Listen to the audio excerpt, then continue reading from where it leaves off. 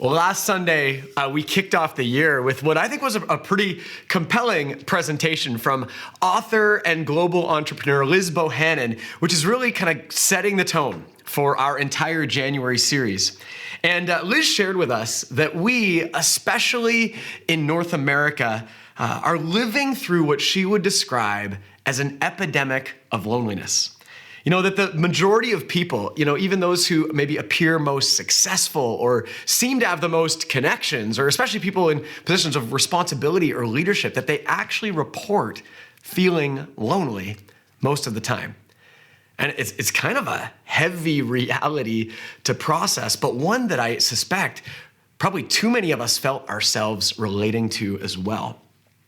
But Liz also shared with us the good news that it doesn't have to be this way. That while loneliness is currently at epidemic levels, loneliness is not inevitable. That there is another way to live, another way that we're designed to live, as we are actually created and made for community and connection and interdependent relationships. And Liz shared with us how we can see this most clearly portrayed in Jesus.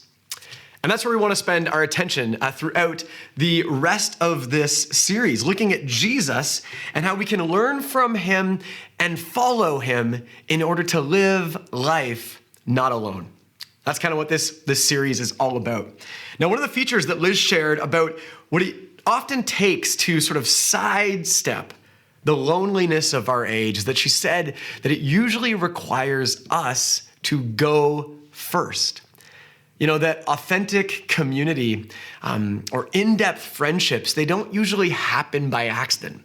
They don't just fall into our laps, but that there are steps we can take in our lives in order to create and cultivate and to nurture these kinds of relationships. And so today, what I want to do is consider what we can learn from Jesus, particularly about going first in community. Now, although it doesn't actually come first in our Bibles, the first gospel account of the life of Jesus that was ever written is the gospel according to Mark. And one of the things I enjoy about the book of Mark is that it sort of comes at us at an action-packed pace. At 16 chapters, it's actually the shortest of the gospel accounts of the life of Jesus. And out of this apparent eagerness to rapidly capture and articulate the good news of Jesus, the writer Mark, throughout the entire gospel, he just kind of keeps going and diving into the action chapter after chapter. But one of the reasons that commentators believe Mark doesn't seem to want to waste any time as he sort of plows through the highlights of the life of Jesus is because Mark was writing to the non-Jewish audience of the Roman world, a world that was thoroughly accustomed to a fast-paced, kind of consumer-driven, entertainment-oriented, kind of action-packed way of life. Something that is extremely foreign to us in the 21st century, right? No, these were the people who Mark was writing to, a people and a culture kind of living and moving at a pace that certainly had them at risk of missing out on Jesus, and probably also at risk at missing out on Jesus-like community. And so even as Mark in his gospel, again, he gets kind of right into the action. What I want to do today is look at what some of that earliest action of the Gospel of Mark entails. As we'll look at a few episodes in these first few chapters of Mark, and to see sort of the significance and the primacy for Jesus of going first in order to experience community in our lives, in order to live life not alone. So if you have a Bible or a Bible app you have access to this morning, if you want to follow along a little more directly, you could turn to Mark chapter 1. Well, the first thing I want to look at is kind of the first action in the story right after Jesus comes on the scene, declaring that the time has come for the good news of the kingdom of God to be proclaimed. And look at what happens next. It says, as Jesus walked beside the Sea of Galilee, he saw Simon and his brother Andrew casting a net into the lake, for they were fishermen. Then it says, come, follow me, Jesus said, and I will send you out to fish for people. Now, as Mark kicks off the action of Jesus coming on the scene, Jesus, who he already declared in the very first verse, was this long anticipated Messiah, the anointed one that was coming to make all things right in the world. The first action that Mark records is of Jesus finding some friends that he can invite to go on the journey with him. As the Savior of the world, the one who we'd assume could be capable of handling life on his own, Jesus actually starts his saving work by inviting a couple of friends, not just to join him on the journey, but frankly, to fully share in what God was up to in his life.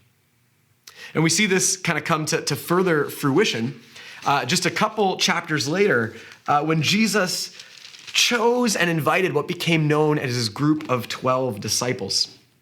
This is now in Mark 3, verse 13. It says, as Jesus went up on a mountainside and called to him those he wanted, and they came to him. It says he appointed 12 that they might be with him. I love a couple of the phrases here where it says, Jesus called those he wanted. What we see here clearly in Jesus is a want for community. And out of that want, a going first to invite that community into his life.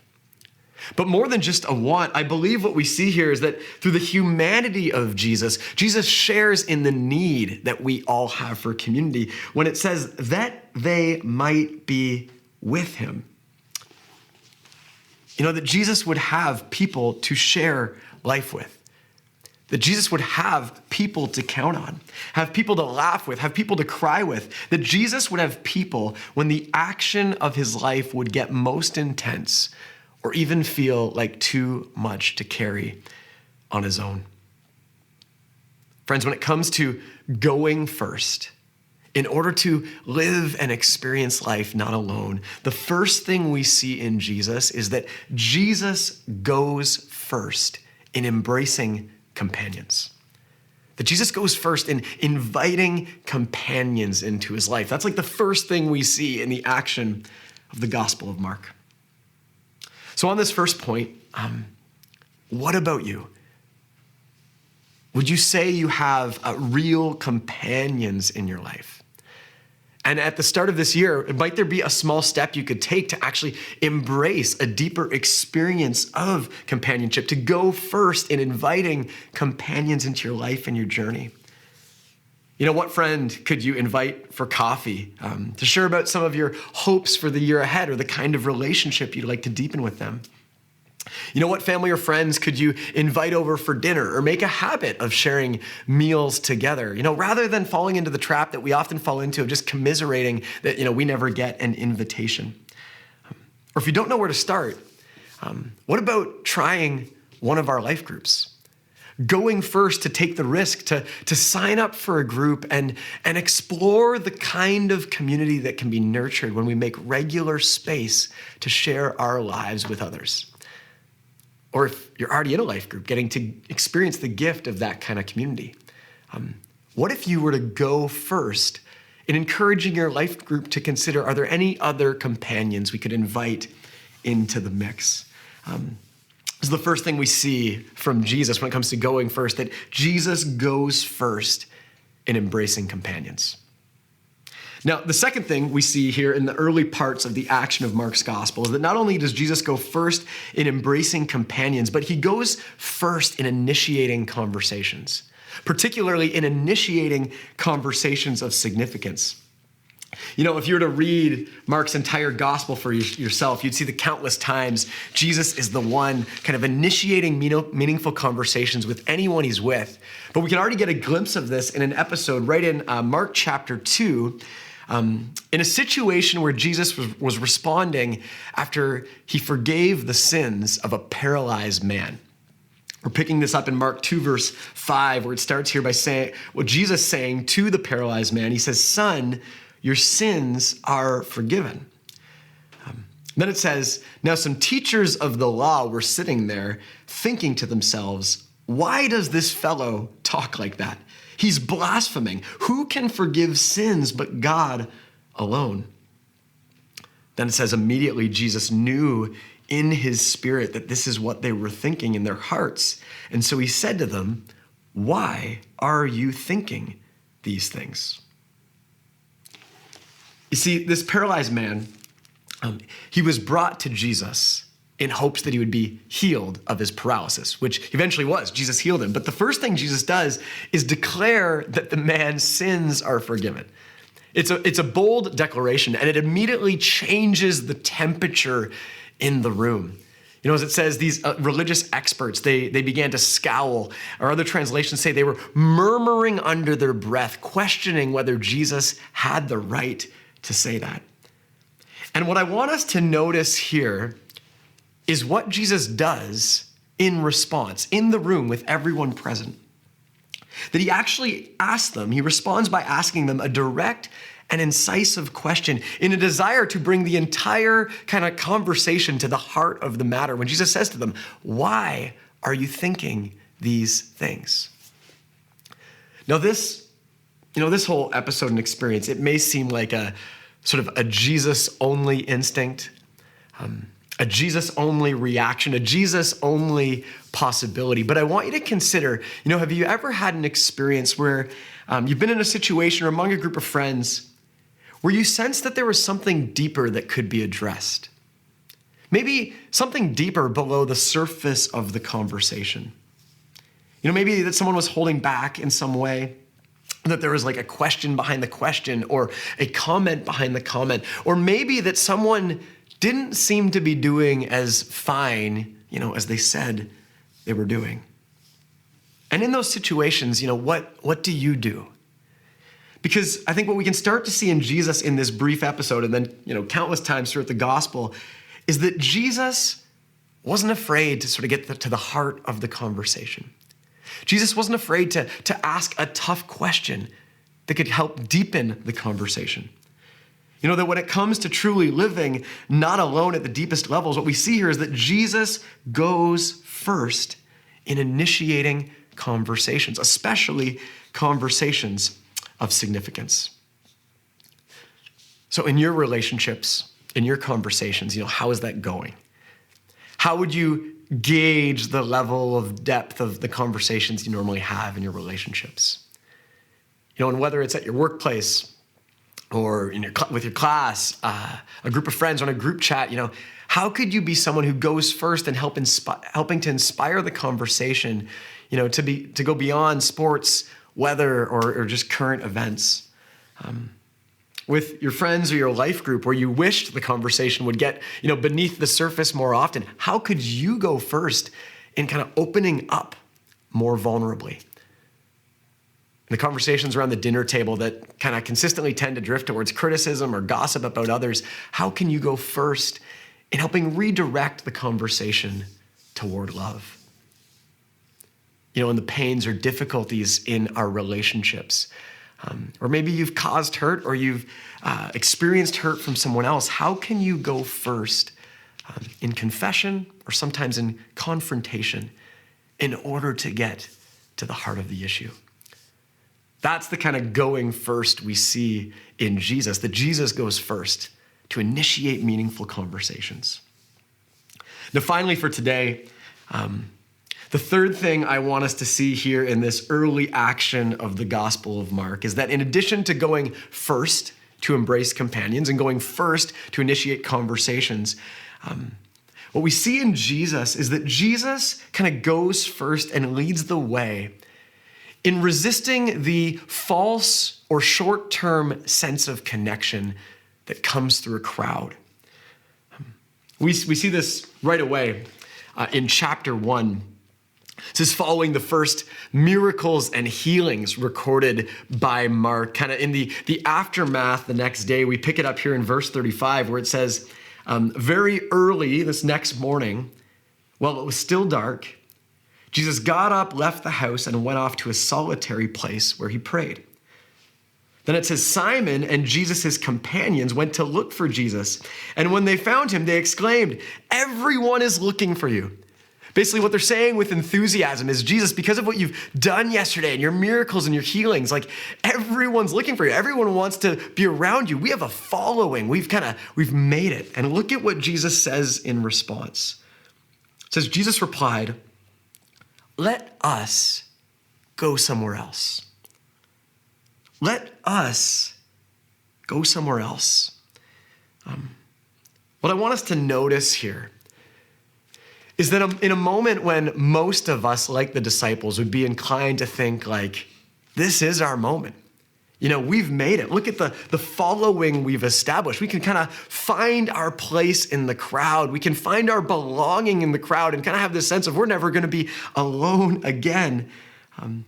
In that kind of situation, Jesus actually resisted kind of the false or temporary connection that crowds tend to provide. And instead, he wanted to keep moving on his journey, keep moving in his primary purpose along with his close companions.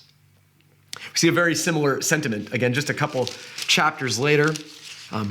Before Jesus appoints his 12 disciples in the passage I read earlier, I'll read this actually from the Message translation, where Mark 3:7, it says, Jesus went off with his disciples to the sea to get away, though a huge crowd from Galilee trailed after them. What we see consistently throughout the life and work of Jesus is that, Jesus certainly didn't ignore the crowds. Often making space to speak to them and teach them, to heal and provide for them, to attend to their needs. Jesus also didn't entrust his primary sort of sense of identity and belonging to the crowd. Instead, Jesus often sought to get away with his friends where he could continue to tap into and nurture the kind of deeper and authentic and interdependent community that can really only be experienced in intimate, up close, and personal friendships. I think so that he wouldn't one day find himself all alone. What we see here is that Jesus goes first in not settling for a crowd.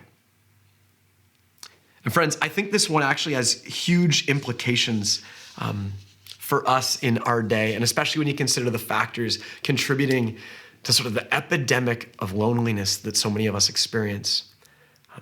Because we actually live in a day where we have more opportunities to feel connected and networked than ever before in human history. And because of our mobility and our technology, lots of us kind of feel like we have lots of acquaintances, maybe a number of social circles. We have lots of friends or followers on social media. And yet, how often do we still feel lonely in the midst of it all? As though our lives can be surrounded by people, and yet somehow we're still all alone. And if you can relate to that feeling, I think one of the things here we can learn from Jesus is that we need to be aware of that, and we need to be mindful and deliberate about not settling for a crowd, not letting our connections to crowds replace our need for deeper companionship.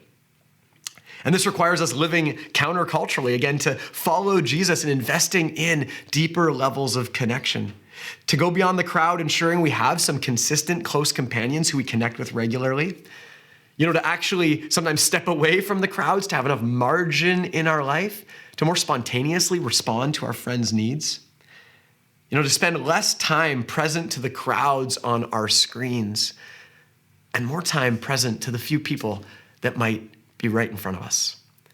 And to appreciate that, like Jesus, there may be some events or some circles or some activities or programs or some crowds that we sometimes actually just have to say no to in order to actually say yes to truly living not alone. Friends, I think these are some of the things we can take away, particularly from this early action of the Gospel of Mark, the action where Jesus went first in creating community, in wanting to be a person and part of a community where they didn't live life alone. And we see how Jesus went first in embracing companions, and went first in initiating meaningful conversations, and went first in not settling for just a crowd. Now, I know the idea of going first can feel scary. And frankly, we all have different personalities and different past experiences in our relationships. That means we all have different kinds of obstacles and opportunities in front of us when it comes to whatever going first might look like in our life. And it can take a variety of forms. For me, and as I've been reflecting on this, I've been reminded of how I have so many ways I need to keep growing and actually making rearrangements in my life if I'm not gonna miss out on more of this Jesus-like community. And frankly, live life less lonely in my own life in the year ahead. But at the same time, as I've reflected, on what it means to go first, I've thought about some of those experiences in my life where I've seen the risk of going first really paying off. And as one example, I was especially reflecting on this over the holiday season, as I was remembering about when our family first moved into our current neighborhood 12 years ago.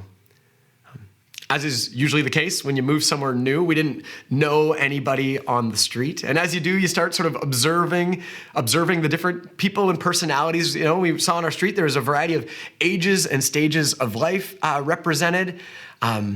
And different personalities, some people that were eager to kind of come and talk to you or introduce themselves, others that seemed content to drive by, maybe even without a wave.